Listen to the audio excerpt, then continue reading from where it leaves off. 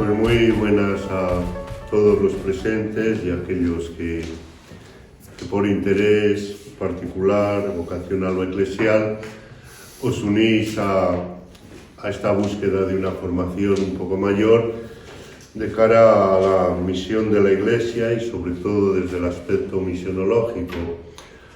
Los temas que me han encargado Ángel pues responden a temas que yo creo que son muy importantes, pero tampoco suelen ser los estrellas, porque tratamos de los documentos mayores que desde el Concilio Vaticano II hasta nuestros días se refieren directamente a la misión, a la misionología. Cuando yo hablo de misión, tengo el trasfondo de misionología, y misionología es una palabra que me cae grande, pero ya la tengo que decir, y cuando la digo, pues estoy pensando principalmente desde y para las prácticas misioneras concretas. Y en esta media docena de charlas que vamos a dedicar al tema sobre la misión de la Iglesia desde el Vaticano II hasta nuestros días, con el Papa de Roma, con el Obispo de Roma, Francisco, pues la primera de ellas va a ser centrarnos en el Concilio Vaticano II, pero desde la óptica de situarlo como un concilio misionero. Este concilio, anunciado por Juan XXIII el 25 de enero de 1959, lo hizo en la Basílica de San Pablo Extramuros. Para los que hayáis tenido la suerte de estar en Roma, una basílica preciosa, y siempre cuando los obispos, nuestros hermanos mayores, van a presentar la vida de sus iglesias locales al Papa, es la visita ad limina o la bendición Urbi et Orbi desde San Pedro y desde San Pablo. En la iconografía cristiana, sobre todo aquí en la Castilla Profunda, que gozamos de tanto arte, aunque a veces se convierte en un duro peso para la vida pastoral, la mayoría de retablos junto al sagrario suele haber dos imágenes, Pedro y Pablo. Pedro desde la figura de las llaves, el poder de atar y desatar, y Pablo con la espada desde el duro combate de la fe. A mí esa imagen me gusta para expresarla en estos ámbitos misioneros, como nuestra Iglesia, la Iglesia Católica, presidida por el ministerio de la Iglesia de Roma, junto a ella siempre está Pablo como el misionero por excelencia. Desde ahí el concilio en el 59 lo abre en esta basílica de San Pablo Extramuros y se inaugura solemnemente el 11 de noviembre de 1962. Hace pocos días celebrábamos el 60 aniversario de esta apertura y se clausuró, pues como la mayoría de ustedes, de vosotros conocéis, el 8 de diciembre de 1965. Casi ya un siglo de distancia de esta clausura, la Iglesia Católica afrontaba una reflexión sobre su identidad y misión a la luz de las nuevas circunstancias históricas.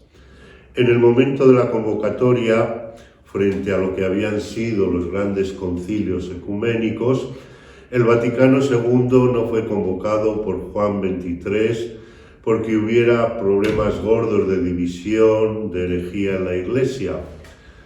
Algunos autores han intentado, creo que movidos más por el diablo que por Dios, descalificar al propio Juan XXIII.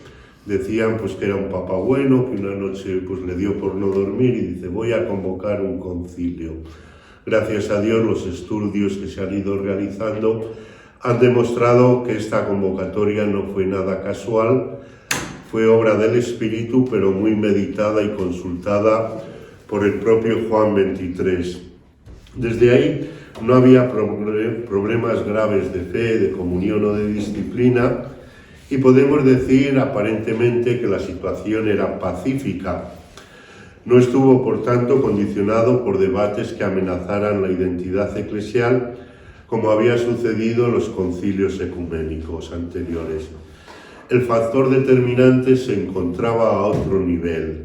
En concreto, la Iglesia era consciente de que se había producido un cambio sustancial en la cultura de la época y desde ahí que necesitaba un esfuerzo humilde y valiente de renovación para realizar un esfuerzo mayor de pureza y transparencia en la misión a la que había de realizar en medio del mundo tan distinto al último concilio que hubo de Trento, y que por esa fuerza de las circunstancias históricas la propia Iglesia tuvo que reflexionar sobre su identidad. Desde ahí, la misión de la Iglesia, de modo genérico, dominó el horizonte de la reflexión conciliar. Es significativo a todos los niveles, especialmente entre nosotros, recordar una expresión. Juan 23 y luego Pablo VI hablaban del concilio como un nuevo Pentecostés. ¿Cuál fue la motivación del concilio? Pues en nuestras categorías podríamos decir que fue una motivación evangelizadora y a la vez misionera del concilio. Debía ser, en expresión de Juan 23, el convocante, y luego, insisto, seguido por Pablo VI y por todas las personas y comisiones que se fueron creando, un concilio pastoral, ecuménico y misionero. Pastoral, porque sin las presiones de los errores del momento, debía llevar adelante la tarea del ayornamiento, de la vuelta a las fuentes, de la renovación de la Iglesia, intentando romper con los anacronismos y el lastre del pasado, para que florezca, en expresión de Juan 23, con un nuevo vigor y juvenil esfuerzo, y sea más enérgica y libre para propagar el reino de Cristo. Porque se planteaba, y por eso es un concilio ecuménico, el objetivo de la unidad con los hermanos separados como gesto de fidelidad al Señor y como medio para hacer más creíble y eficaz el testimonio cristiano. Pastoral, ecuménico y misionero, porque en último término la Iglesia pretende entablar puentes con el mundo contemporáneo, porque la Iglesia no existe para sí misma, sino para el servicio de la tarea evangelizadora que después precisará más Pablo VI con el documento, la exhortación, la evangelización del mundo contemporáneo. Esta triple dimensión pues, nos permite comprender una doble paradoja del Vaticano II. Por un lado es un concilio de la Iglesia sobre la Iglesia, pero no para caer en un ensimismamiento estéril, sino para salir al encuentro de los otros con mayores dosis de amor y de comprensión y de acogida y de escucha. Y por otro lado, tiene su mirada dirigida preferentemente a las condiciones del mundo moderno que se habían ido afirmando durante las últimas generaciones, pero visto con una mirada amplia, universal, católica. Desde ahí, la expresión simbólica de las palabras de apertura de la Constitución dogmática sobre la Iglesia, Lumen Gentium. La Iglesia es luz de las gentes. Volveremos al final de esta charla un poco sobre ello, ¿no? Cuando se empezaron a crear las comisiones y cuál podía ser la estructura del concilio, al final parece ser que el cardenal Suenes, que tuvo tanta importancia, un poco en la línea de renovación desde la vuelta a los orígenes, que a mí siempre me gusta insistir en ello, pues dijo que el concilio tenía que responder a dos preguntas. La primera, Iglesia, ¿qué dices de ti misma? ¿Qué dices de ti misma?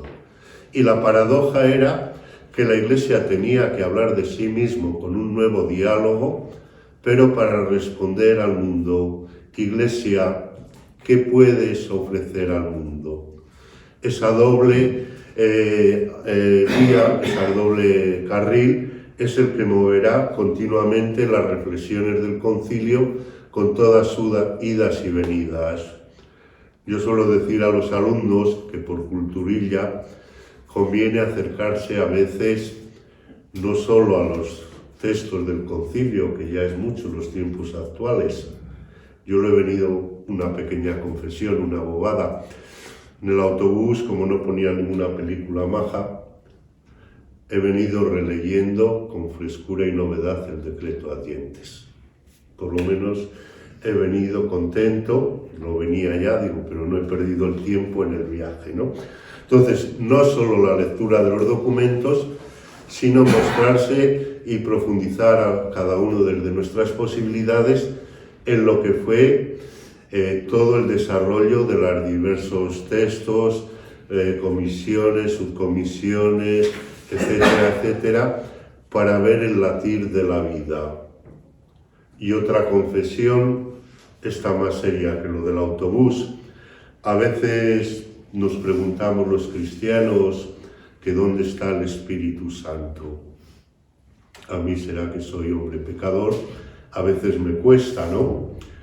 Pero trabajando y leyendo en estos temas del concilio, viendo el panorama teológico y eclesial que había entonces, dice, pues el Espíritu Santo tiene que existir para que dentro de sus limitaciones el concilio dijera lo que dijo, y más leído desde el horizonte de casi ya 100 años. Desde ahí, la Iglesia se sitúa como luz ante el mundo desde su reflexión interna, ¿no? Y el auténtico significado histórico de este concilio ecuménico se va mostrando de modo paulatino y se requiere un grado de distancia que permita valorar sus repercusiones y los efectos que suscitó en la vida de la Iglesia. Respecto al Vaticano II, y desde el punto de vista que nos interesa, hay que destacar una doble perspectiva, íntimamente vinculadas, que nos permiten captar el significado histórico del concilio y cómo su fruto más genuino y nuclear es, aunque algunos no lo quieran ver, su dimensión misionera. En primer lugar, esta perspectiva es que el Vaticano se sitúa en el umbral de una época nueva de la historia de la Iglesia. Hay una expresión clásica que se ha hecho común de este gran teólogo Karl Rahner, que dice que en la historia de la Iglesia se pueden distinguir 3 etapas. Al principio la Iglesia surgió como una Iglesia judío-cristiana que vivía bajo el hogar judío en el que nació. La segunda época se inició cuando, entrando en un mundo nuevo, la Iglesia se hizo occidental, griega y latina, saliendo de su suelo nativo judío y asiático para unirse al desarrollo de Europa. Y el tercer momento, que es al que apela Karl Rahner en el Vaticano II, es que dice que la Iglesia con el Vaticano II se hizo auténticamente mundial. En el Vaticano II habían participado algunos padres conciliares, algunos obispos venidos de iglesias en misión, pero en el Vaticano II, según tengo entendido, mayoritariamente eran, aunque por desgracia todavía no eran la mayoría nativos, la mayoría eran venidos de iglesias en misión o de iglesias jóvenes, que se dirá. Eso ya es indicativo, y como iremos viendo, pues podemos comprobar cómo muchas de las cuestiones que se trataron en el Vaticano II surgieron por influjo de las iglesias jóvenes, y a muchas de las cuestiones a las que se intentó responder, que luego hemos ido necesitando a asumir en las iglesias de antigua cristiandad, procedían de una raigambre misionera y de una problemática misionera de estas iglesias jóvenes. Y por otro lado, en segundo lugar, de esta doble perspectiva y en conexión con la anterior, el Vaticano II crea las bases para una apertura misionera del concilio. Es significativo que el decreto Ad Gentes fuera aprobado por los padres conciliares al final de sus trabajos, con el número mayor de votos favorables. Recordaréis cómo fue aprobado, yo suelo decir así medio en ironía, pero que responde a la verdad, pues que hubiese hecho falta un retoque tanto para este como la Constitución Gaudium et Spes, porque ya los padres conciliares estaban cansados y dice, vamos a intentar acabar esto, que ya son muchos años y tenemos que trabajar en nuestras diócesis de origen, ¿no? Entonces, pero curiosamente Ad Gentes, después de sus idas y venidas, como veremos en la segunda charla, pues fue el documento conciliar con mayores placet, con mayores sí. Desde ahí, desde Ad Gentes, se contempla todo el dinamismo misionero de la vida eclesial y la mirada más allá del mundo moderno y occidental. Prueba de ello es el largo, rápido y complejo proceso de recepción conciliar en el que han participado de modo activo y fecundo las iglesias jóvenes que hasta entonces eran vistas o consideradas simplemente como las misiones. Desde ahí, pues vamos a perfilar en primer lugar cuáles eran las preocupaciones de índole más misionera que había en el contexto y en el tiempo del concilio, para ver cómo se fueron respondiendo en este concilio y para dar unas pequeñas catas de cómo el horizonte misionero vendrá resaltado incluso en las grandes constituciones conciliares. ¿Cuáles eran estas preocupaciones? Pues vamos a señalar varias. En primer lugar, ya desde las aportaciones sugeridas por los distintos organismos y personas consultadas, se pedía una seria clarificación acerca de la relación entre la naturaleza de la Iglesia y la misión, pues a veces parecían situarse en planos distintos, olvidando la conexión que une a ambas. Por otro lado, el fundamento teológico y la finalidad de la misión era objeto de discusión entre las escuelas misionológicas que había entonces. Citamos las dos más famosas o más conocidas. Por una parte era la escuela de Münster, que insistía sobre todo en la salvación de las almas en clave personal individual, y la de Lovaina, que insistía más en la terminología de la plantación de la Iglesia en clave más bien jurídico-institucional. En tercer lugar, hacía falta articular con mayor precisión la misión una y única de la Iglesia con las misiones, con la actividad misionera, porque éstas parecían quedar en la periferia de la vida eclesial como iniciativas muy loables, muy heroicas, pero de las cuales la Iglesia en cuanto tal, sobre todo en las iglesias de antigua cristiandad, pues no tenían una regambre teológica y existencial sustancial y adecuada.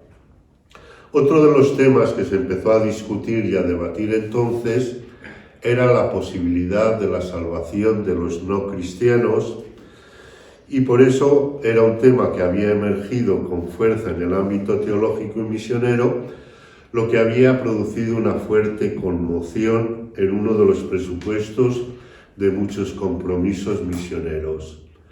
Si todos se van a salvar siguiendo, como el propio concilio afirmará, y como es verdad, pero hay que matizarlo, siguiendo su conciencia o honradamente la religión que profesan, pues los misioneros, las misioneras y las misiones, ¿para qué hacen falta? Junto a ello, se había ido abriendo camino en algunas corrientes de opinión la idea esa tan reiterativa que va y viene como las olas de que la misión está aquí. En Francia, Daniel y Gaudens escribieron un libro que se hizo famoso como dice nuestro amigo Eloy, dice todos le citamos y casi nadie le ha leído, en 1942. Dado el contexto, el ambiente socio-religioso, pues se hizo muy famoso y desde ahí se fue trasladando. En los años 70 en España íbamos con un poco retardo, espero que lo vayamos recuperando, pues escribió Julián López también un librito, La misión está aquí en España. Pongo estos ejemplos y entonces ese hecho también pues marcará. Es cierto y cada vez lo vamos viendo con mayor urgencia, pero el problema es que cuando se insiste en todas estas cuestiones, la que acaba perdiendo es la misión específica, la que clásicamente se ha llamado misión ad gentes. Y, como diremos en otro momento, pues Juan Pablo II y el Papa Francisco, cada uno con su lenguaje, insisten que la misión es el termómetro realmente de la vida y de la fe de los cristianos, y la misión específica ad gentes, ¿no? Por otro lado, otro tema que se ha ido arrastrando y que es verdad en muchos sitios, pero no en todos, yo así soy de claro, pues era la vinculación de la expansión colonial con las misiones. Eso también, como veremos en otro momento, sobre todo recordemos 1917, Maximum Illud, por otro lado, centenario del Yeme. Desde ahí, como el propio Papa ya insistía en que, por desgracia, a veces las congregaciones misioneras de un país o de otro, pues atendían más a las llamadas o a la política que a la propia catolicidad de la Iglesia, ¿no? Ha ido unido a veces, pero yo creo que también honradamente, fijándonos en los procesos de descolonización y de la búsqueda de la autonomía y de la libertad en América Latina, en África, pues muchas veces vino iniciada y apoyada por los misioneros y misioneras. Otro de los elementos que había era la erección de la jerarquía nativa y la progresiva consolidación de las iglesias locales. Esto obligaba a replantear el sentido de la presencia del misionero extranjero, sus relaciones con el clero local y el papel de las congregaciones e instituciones misioneras que habían recibido el encargo o la comisión misionera y que ahora deberían ceder su protagonismo a las nuevas iglesias. Y junto a ello también estaba cuál era el papel que debía realizar la administración central desde la Congregación de Propaganda Fide, cuyo 200 centenario hemos celebrado, 400 centenario hemos celebrado hace poco, eso de a hombres de gigante, este año tantos centenarios, esperemos que algo vayan calando en nosotros, ¿no? Desde ahí, ¿cuáles son las perspectivas de solución, no solo del decreto Allentes, que luego entraremos en un segundo momento, sino el concilio en cuanto tal intenta dar a estas interrogantes, a estos planteamientos, a estos errores que se producían, ¿no? En primer lugar, el concilio fundamentalmente reintegra las misiones en la misión una de la Iglesia. Esa expresión que tantas veces hemos oído y que tanta verdad tiene, pues hizo que las misiones dejaran de ser cosas accidentales o de unas pocas a hacer ver ese pórtico maravilloso de Allentes. Del amor frontal del Padre surge el envío del Hijo y del Espíritu Santo. La misión de la Iglesia es una y única, luego lo recordaremos en un segundo momento, y viene modulada por las circunstancias. Desde ahí, por otro lado, la misión única se va modulando en función de las circunstancias y de los destinatarios respecto al cristianismo y al modo de presencia de la Iglesia, y desde ahí, pues en cierto sentido, siendo una y única la misión, se puede hablar que en algunos lugares geográficos, sobre todo el Vaticano iba en esa línea, luego veremos que se va ampliando, no solo la geografía, sino los nuevos areópagos y el intergentes, pues desde ahí se puede hablar también dentro de la única misión, que luego se llamará evangelización, de una misión específica a dientes. Desde ahí se pone el horizonte en una perspectiva histórico-salvífica del Dios Trinidad, que será el que enriquecerá prácticamente todo el concilio y especialmente lo que llamaremos la Missio Dei, la misión de Dei como origen, fundamento, corazón y plenitud de la misión de la Iglesia. Desde ahí se supera también la dicotomía entre la escuela de Münster y la de Lovaina, porque el Vaticano II optará por las dos, dirigir la misión para la salvación de la humanidad, pero como mediadora salvífica de la Iglesia que se va implantando, que va creciendo hasta los confines de la tierra, ¿no? Entre paréntesis, permitidme que ponga una medalla a los de Burgos. En Burgos también había una escuela de misionología unida, que fue también la fundación del YEME, que tampoco no ha tenido muchos reconocimientos, algunos libros, incluso de algún autor extranjero muy erudito, que era desde San Agustín, el Christus Totus, la Iglesia total, ¿no? Bien, después pues admite la posibilidad de la salvación fuera de la visibilidad de la Iglesia, sin aceptar la mediación salvífica de las religiones no cristianas en cuanto tal. Por ello, la Iglesia siendo necesaria en función del sentido que tiene dentro de la historia de la salvación. Otro de los temas fundamentales será el Lumen Gentium y en Ad Gentes, el redescubrimiento de la importancia de las iglesias locales o particulares, incluso de las iglesias jóvenes, de las iglesias en crecimiento y maduración, ¿no? Junto a ello, la apertura de un horizonte teológico que permite conjugar creación y redención, trabajo humano y esperanza escatológica, y por tanto permite asumir las dimensiones antropológicas de la salvación. En Allentes, algunos le achacan que tenía que haber dado más importancia a una salvación más integral, más holística, pero Allentes lo remite al documento sobre la Gaudium et Spes, donde aparecen ya estos temas, ¿no? Y será principalmente a raíz de Evangelii Nuntiandi cuando aparezca con crudeza y como vía de solución teórica la relación que existe entre salvación personal o antropológica y la salvación eclesial o salvífica, ¿no?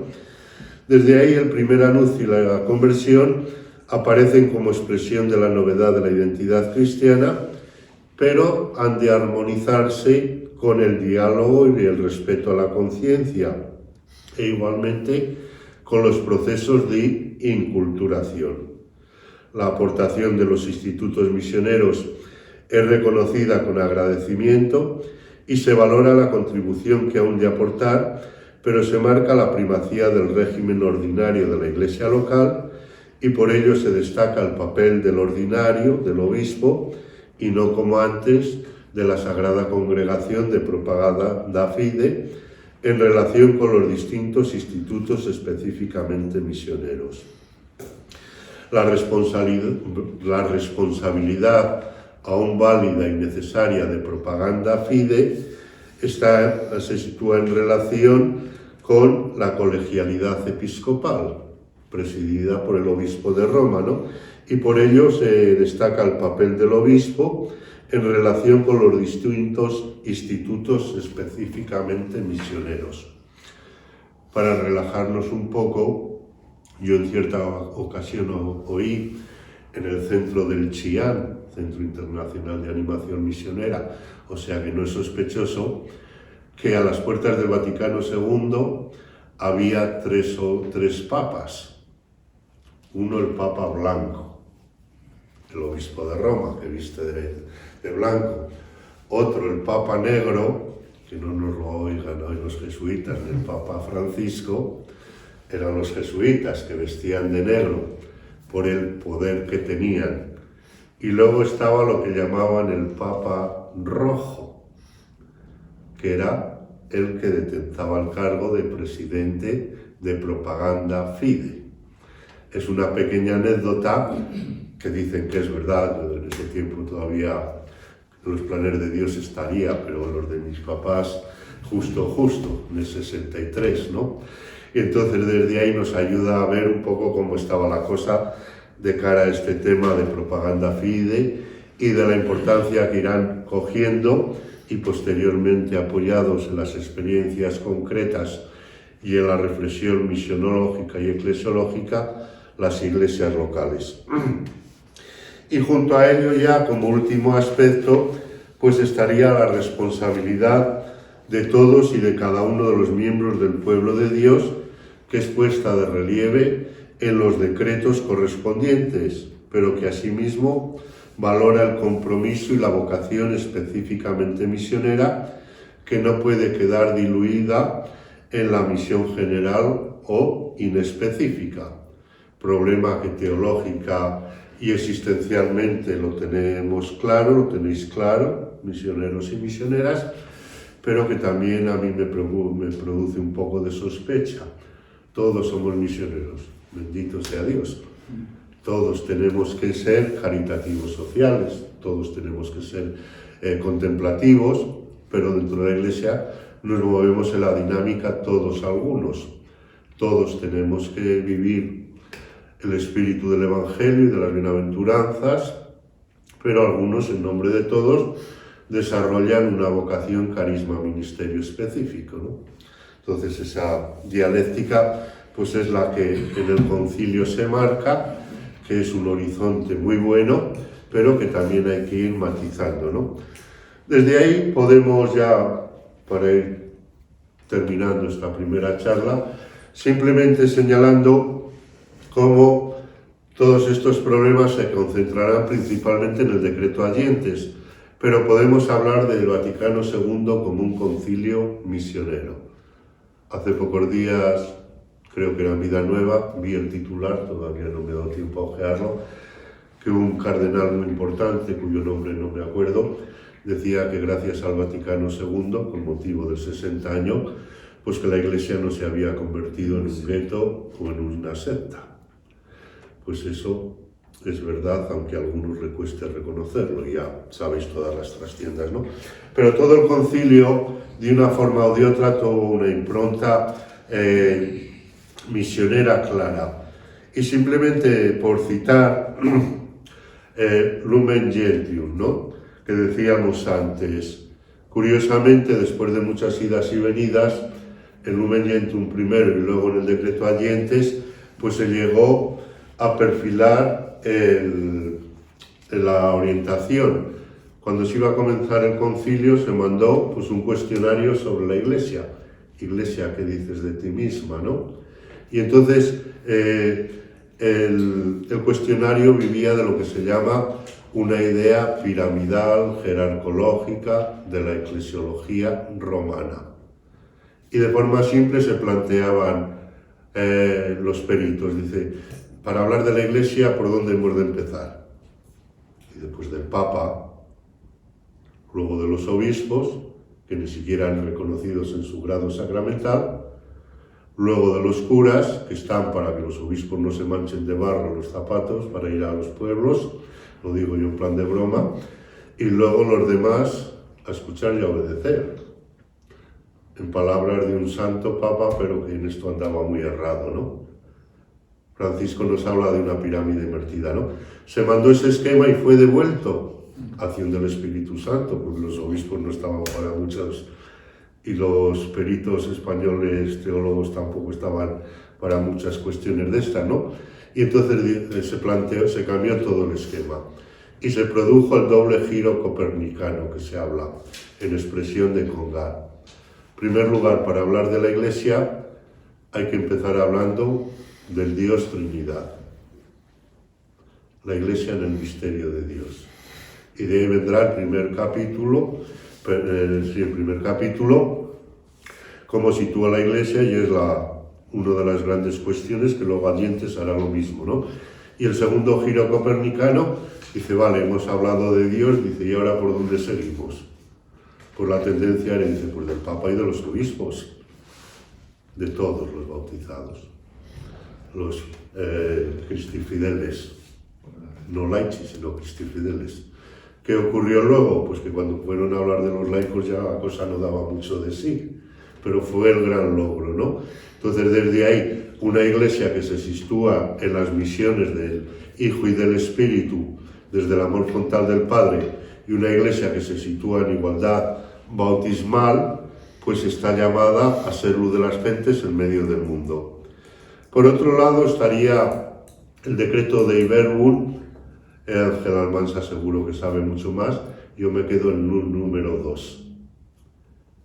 Todo documento, si está bien hecho, del concilio y hasta cualquier librito o folleto, en el principio tiene que estar el planteamiento claro.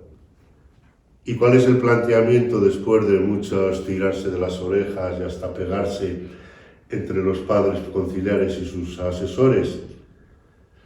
Pues que Dios ha hablado a los hombres como amigos. Diréis vosotros por vuestra profunda espiritualidad, dice, pues qué evidencia. Pues no debe ser tan evidente en la vida concreta porque todavía nos cuesta reconocer eso. Cambian de una orientación de lo que es la revelación divina en plan objetivista a una revelación en plan histórico-salvífico-bíblica, y que Dios, nuestro Dios cristiano, aparece hablando a los hombres como amigos. La novedad del Dios cristiano y la importancia de este Dios que se comunica, y cómo lo hace, por obras y palabras. Y desde ahí pues marcará, quizás sin buscarlo, creo yo que los padres no buscaban tanto, pero luego los demás tenemos que sacar petróleo, lo que tiene que ser el dinamismo del actuar evangelizador y misionero de la Iglesia.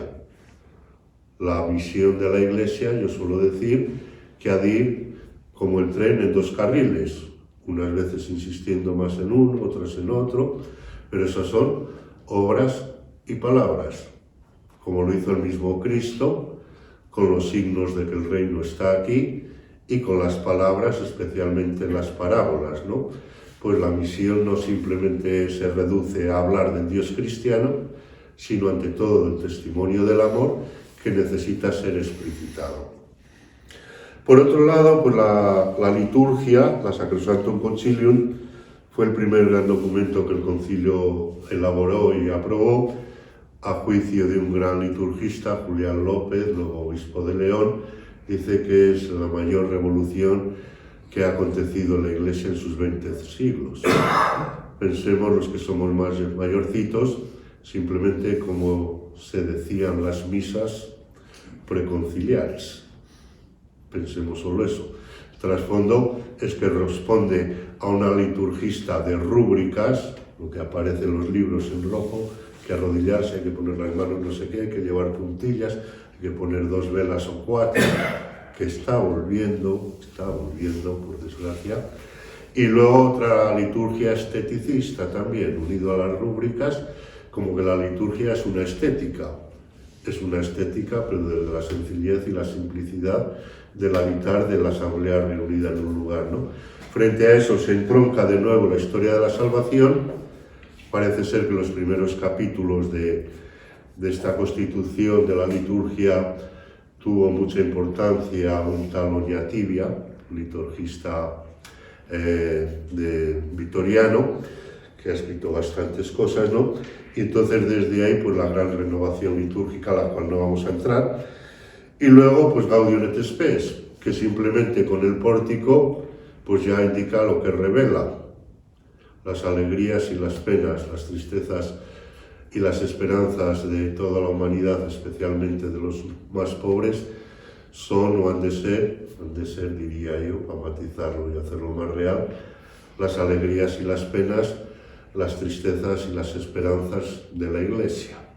Desde ahí una Iglesia como constitución pastoral que se sitúa en medio del mundo, reconociendo sus aspectos buenos y sus aspectos negativos, que intenta ser sal y luz en medio de ello y ofrece unas perspectivas, y que por eso mismo tanto se indigestó a algunos, queriéndola tachar de no conciliar, porque dicen cómo un concilio que apela a los dogmas, a lo de siempre, a la esencia de la Iglesia, va a entrar en temas tan circunstanciales.